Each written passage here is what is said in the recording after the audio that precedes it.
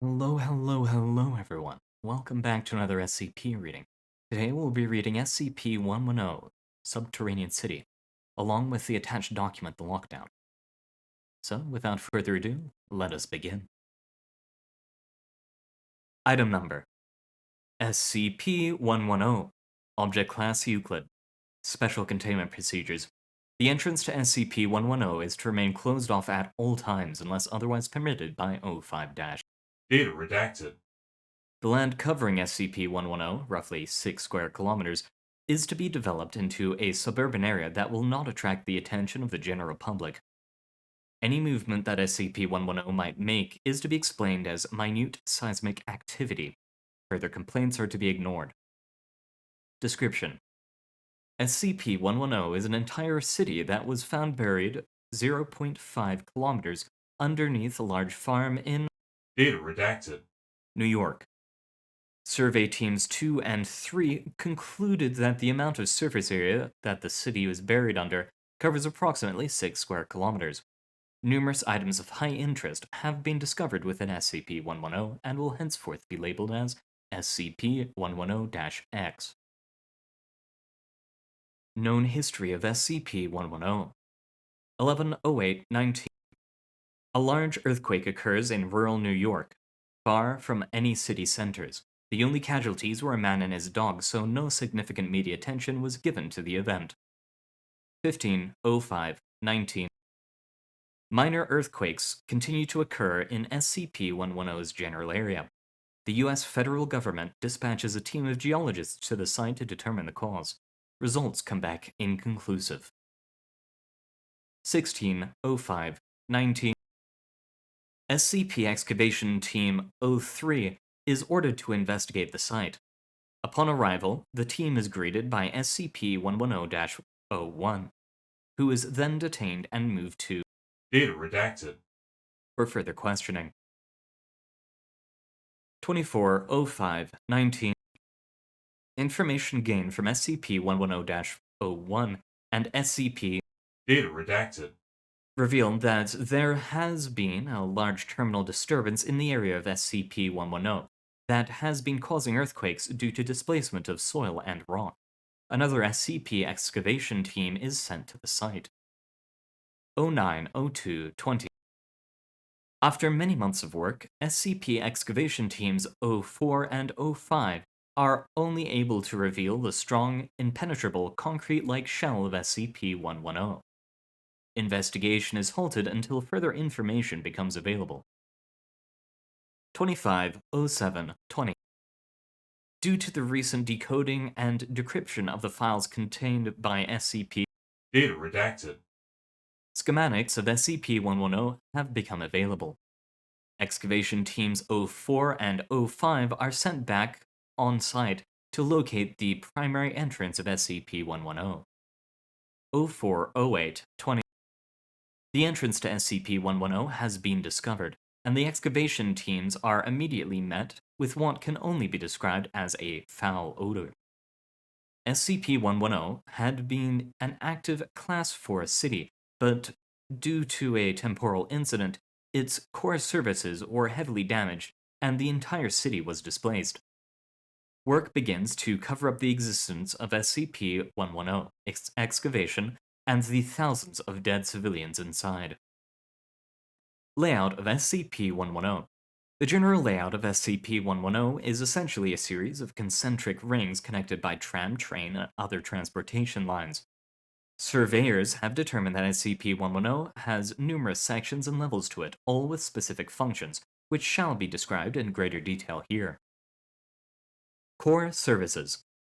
The numerous maps found posted in what were high-traffic areas of SCP-110 labeled a central column of assorted utilities as Core Services.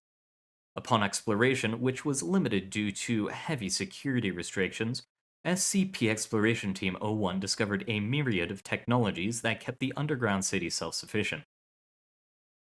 Among these technologies were a series of matter reconstitution chambers, a combination reactor that provided energy from both nuclear fusion and geothermal sources, an elaborate water recycling system, and a large waste reconstitution area. The core is surrounded by numerous elevators and emergency stairwells. Numerous areas of the core have been assigned to certain personnel for research. Atrium Colossi. This large, open-domed area surrounds the core, and apparently once held vegetation. The dome itself was a massive display, its composition undetermined, which was used solely to depict a sky as an indication of time of day. Numerous tram lines span at least 3 stories of the atrium, all leading to and from the core. Personnel have described them as looking like a spokes on a wheel. Upon discovery, the death toll per area was highest in this area, suggesting that it was a high-traffic part of the city. Commercial ring. A ring of what used to be small, independently owned shops and chains surround the Atrium Colossi. It is unknown whether or not commercial products were manufactured within the city. However, due to the immense size of the core itself and the city's apparent self-reliance, it is highly likely that the core possesses a manufacturing area. Habitation Ring A. The styles of living spaces found in this area suggest its inhabitants were the wealthiest in the city. Numerous documents found throughout the city seem to confirm this assumption as well. Habitation Ring B. This entire ring was inhabited by the middle-class citizens of SCP-110.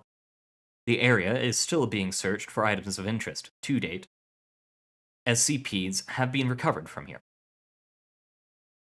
Habitation Ring C. This ring was inhabited by the lower-class citizens of SCP-110. It was found in extremely poor condition, and is currently being restored by SCP maintenance teams 01 through 12. It is speculated that due to its location furthest from the core, it suffered the most damage from the temporal disturbance. Damage to SCP-110 increases proportionally to distance from the core. Atrii Vegas. As so named by numerous maps, these atria were only slightly smaller in area than Atria Colossi, and provided an estimated 80% of all foodstuffs to the population of SCP-110. These atria were once open-air spaces, and thus suffered a great deal of damage upon arrival at site, as it is estimated that SCP-110 was displaced at least 300 meters below its original position. Recovery of these atria is revealing advanced plant-growing technology that has useful applications. Atrium Animus. Atrium Animus was responsible for the remaining 20% of foodstuffs. This atrium has at least 20 stories that were once modeled after the natural environments of the animals that were raised here. Each level has a tightly controlled climate and was subdivided so that different species of animal had no contact with one another. Some of the genetic labs attached to the Atrium Animus were found intact and are currently being explored by personnel. Atria Recreus. These atria were used for the sole purpose of recreation. They are found between the different habitation rings and typically consisted of parks, artificial bodies of water, shopping malls, and other types of civilian recreation. These atria have been suggested for use with SCPs that require an outdoor-like environment or a temperature and humidity-controlled environment. Conversation plans have been drawn up. SCP Research Ring. This city apparently had its outermost ring devoted to the research of safe and Euclid-class SCPs, although no documentation within the city is able to confirm this ring's existence. This suggests that SCP-110 was not originally designed by the private sector, and rather was used as a cover for SCPs currently unknown. This ring is highly dangerous, as it has suffered the most damage out of all the sectors of SCP-110, thus potentially freeing some of the more dangerous SCPs. Only 2 members of SCP Exploration Team 03 have survived exploring this ring. Their accounts are contained within document number 110-F. Architectural styles of SCP-110. SCP-110 has been confirmed to be of human origin, and all materials used in its construction are terrestrial. The architectural styles of SCP-110 seem to vary depending on location. The main styles are listed below. Core Services. Utilitarian. Atrium Colossi. Greco-Roman Revival. applies to all atria. Commercial ring, postmodern. Habitation ring A, Art Deco. Habitation ring B, expressionist. Habitation ring C, utilitarian. SCP research ring. 2 damage to determine.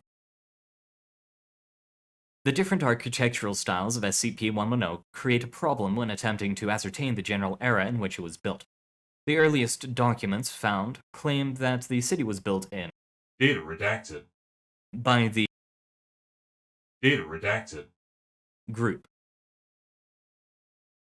To ever find this, contain Data redacted. as best you can. Do not follow the same mistakes as our containment procedures had.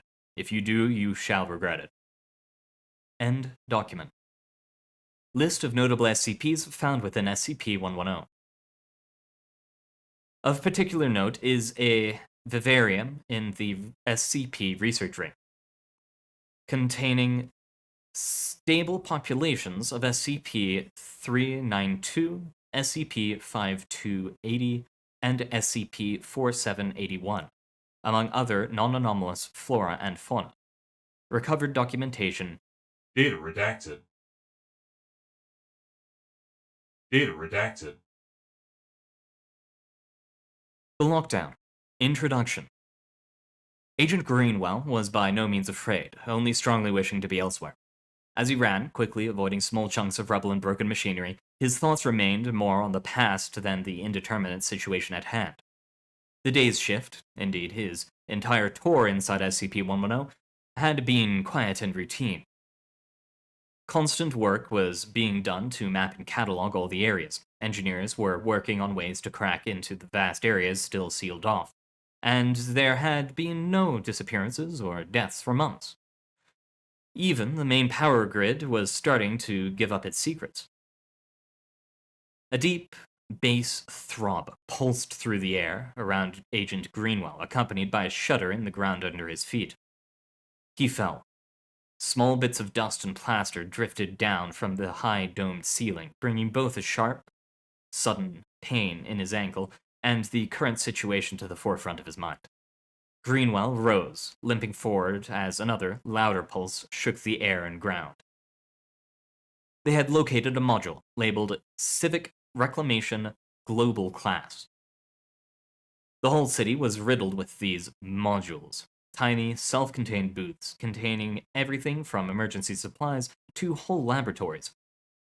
They appeared to have been activated when the event happened to SCP-110. Most were still closed, with others appearing to have been damaged or looted at some point. However, this one was different. It was huge, bigger than 4 city blocks, and heavily reinforced. It also appeared to have been opened at one point, and then closed back up sometime later. The team slated to crack it open had gone out that morning. Everything was going as planned until a sudden loss of contact. Agents had responded to find the entire module missing along with the staff. Greenwell had responded with them, and had been the first to notice that they had lost contact with core services. Another heavy rumble rattled through the floor, followed by the faint sound of crashing, twisting metal. Agent Greenwell limped faster, looking around the open area for any nearby doors or exits and finding none. He gasped as a misstep sent a screaming bolt of pain up his leg, and quickly fell behind a heap of twisted stone and metal, gripping his tortured ankle and feeling the bone slide unnaturally. The deep bass pulse came again, loud enough to rattle marble-sized stones on the tile, followed by another and another. Agent Greenwell balled up, trying to be as small as possible, fighting the gnawing little rat of fear that was trying to work its way into him. The heavy pulse abruptly stopped, the final tone hard enough to make his heart rattle in his chest. He stayed silent and still, balled as tight as the hunk of rubble as he could, listening. Nothing came to his ears, just the faint sound of dust settling. He rose, slowly, plotting a clear path to the east wall amid the rubble, trying to sight something to use as a crutch. It was as Greenwell started to hobble to a promising chunk of pipe that a harsh blast of steam and a sound burst both his eardrums and sent him sprawling to the ground. He screamed, holding his head. Blood flowed between his fingers as the shadow loomed over him, floodlights blinding him as the pulse hammered him again, sending him into a spasm of agony. Blind and deaf, he screamed again as hard metal points suddenly dug into his flesh and roughly lifted him, his head spinning and awash with pain. He felt, or rather than heard, the grinding of gears, the crackle of electricity. He felt oil, smoke, and ash instantly cake his skin, the taste of metal thick and gagging in his mouth as more hooks and points burrowed into his flesh. As he felt something start to grind and crush his feet, moving up to his ankles, he acknowledged one thing he thought was lost in a wash of pain, blood, and oblivion. He was afraid. Warning. Contact lost with SCP-110 Command and Security. Initiating lockdown. Situation reported to O5 Command. Grant entered the room, pausing briefly to examine the faces arranged before him with a suspicious glare before sitting down. He reached into his pocket, digging out a battered box of cigarettes, and pulled one out. Yeah, still looking us through for doppelgangers, Grant, laughed Richards, running his hand over his shaven head unconsciously. Happened before, taking no chances, grunted Grant, lighting the cigarette with a thick metal lighter and taking a long drag. So, what do you think it is this time? Mutating virus? Artifact retrieval? Or just your stereotypical big nasty? He asked. Grant shrugged, eyes on the floor as he hunched over, leaning on his knees and exhaling a draft of wispy gray smoke. Don't care, just kill it and go home, he mumbled in response. You, me, and pretty much everyone here, man, Richards replied, leaning back in his chair and folding his arms behind his head. Everyone always does, he thought to himself, eyes running across those assembled. Everyone was tense, as they always were before a mission. Sure, it was masked behind a thick veneer of joking and camaraderie, but if you knew where to look, the signs were there. The newbies would fidget unconsciously with little things in hand, chuckling nervously as they made idiotic boasts, betraying their ignorance of the things against which they would inevitably fight and sometimes die. The veterans would smile and joke, though the humor never reached their eyes, as they had seen too many friends succumb to the horrors of their line of work, both physically and figuratively. And then there were the loners like Grant, who never connected with anyone, just sat there waiting for the mission to start like a man would an execution. The door opened again, and upon seeing who it was, everyone went silent. The man paced through the center of the benches, picking up everything with those bored eyes, before slashing against the wall at the end. So, boss, you know what's going on? Asked Hill nervously. Everything that was ever said to the boss was almost always said nervously. A slight side effect of the boss being completely psychotic and liable to snap with little to no provoking. No, he replied tersely. Hill opened her mouth to say something else, but slowly closed it rather than tempt fate. Smart move, thought Richards. Now that he was here, all camaraderie music and such quieted down, trying to be as inauspicious as a man tiptoeing through a minefield. This continued for some time until suddenly, the view screen at the end of the room lit up, displaying a blank screen with only the words "Audio Only" stretched across the middle in bright red lettering. Everyone began to shift in their seats uncomfortably at this new development. They only used the view screen when they were delivering messages that they wouldn't in person. The man slumped against the wall, narrowed his eyes at the screen, looking in irritation at the small camera positioned above it. Omega-7, here are your orders. We have recently received a distress call from an outpost inside a recently unearthed SCP site. Since receiving that message, we have completely lost contact with the area. Informed the disembodied voice coming from the VDU's tiny speakers.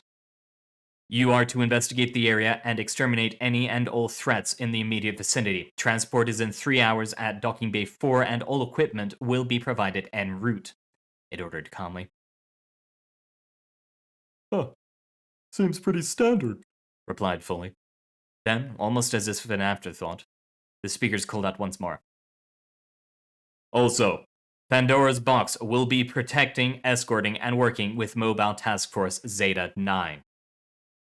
The room went dead silent as the view screen faded to black, save for a very slight crack sound at the very back of the room, followed by the sound of something small, light, and hard tumbling across the floor. The entire group, as a whole, turned to look at the source of the sound. The boss had clenched his teeth so hard that one of them had cracked and popped out of his hideous grin underneath an immense strain. His jaws clamped down like an industrial vice. The room emptied in seconds. Data redacted. 0900 hours. Mobile Force Omega 7. Informed of mission and mission specifics. Briefing Room 8. Completely destroyed by SCP 076-2. Hey, listen up. Guys, listen up, Roy shouted across the common room, quieting the rumbling of voices from the Zeta 9 team. A few more members ambled out of the equipment room in full suits, clomping across the room like shock troopers from every evil empire in sci-fi history. Several men straightened up their chairs, elbowing others with a whispered, "Knock it off," as the room quietened. After a look around the room, to assure everyone's full attention, Roy cleared his throat and addressed the men.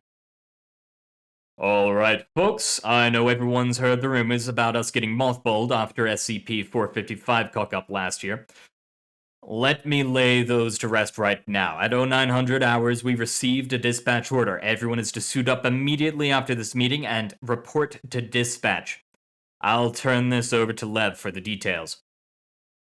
Roy sat down amid a murmur of hushed conversation and suppressed groans. Two younger men looked at each other, grinning excitedly. The murmur stopped when one of the suited men stepped forward, cracking the seal on his helmet and removing it as he stepped into the center of the circle of men. Lev Shatterman's face, looking oddly small in the bulky armored suit, was as grim as ever. His deep voice boomed into the room, the thick Russian accent giving everything a heavy note of command. Comrades, we have lost contact with the support team inside SCP-110. Hostile activity has been suggested as a cause.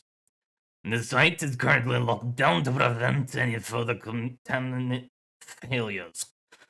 Someone is needed to crack the seal, restore containment, and find out what happened. That someone will be Team Zeta 9. Cheers and groans rose up in equal amounts. The two younger men exchanging a high five and grinning. Lev cleared his throat, silencing the room. We will be working with many support services and teams, and will function as forward recon. We have been selected for our small size, high mobility, high survival rate, and large-scale SCP experience. Lev paused a moment, shifting his helmet in his hands as the men murmured quietly. Due to the high probability of hostile resistance inside the SCP-110, we will be teamed with a combat-based response team to provide combat support, with our function being focused on recon and investigation. The room went silent as everyone slowly turned to look at Lev. Roy was the first to speak. Lev, what the hell does that mean? Are you saying we have to work with some guns-blazing, gung-ho strike force full of kids who think they'll be the world's next big hero? Lev shook his head, readying his helmet in his hand. No. As I understand it, our support team is more close quarters based. We will receive support from Team Omega 7 led by SCP-076-2. Dismissed. Everyone report to dispatch in an hour. Lev snapped his helmet back into place and strode quickly from the room. The remaining men were stone silent, still staring where Lev had been. They started to file out, slowly, the two younger men pale and almost sick-looking. Roy watched the room empty and shook his head, muttering under his breath, "Might as well shoot ourselves in the foot now and get it over and done with." Dispatch issued to Zeta 9 at 0900 hours. All teams proceeding to set rally points. Operation will commence ASAP. Request by SCP 076-2 to remove Zeta 9 from operations denied. Requests by multiple members of Zeta 9 for temporary leave denied. Alright, and that's the end of our reading. The lockdown was written by Gears of the Foundation site, but sadly, it appears that they will not be releasing the part 2 of it, and so we'll just leave it there. Also, I apologize for having to take some creative liberties around the second paragraph of actual conversation, but I couldn't figure out who was talking, and I decided that was the only way that made sense. So, if you're annoyed by that, I apologize, and also I apologize for the horrendous Russian accent. Thank you for coming, and hopefully the SCP stories that we get to in the future are a little more finished. But that'll be it for now. Thank you for coming, and good luck out there.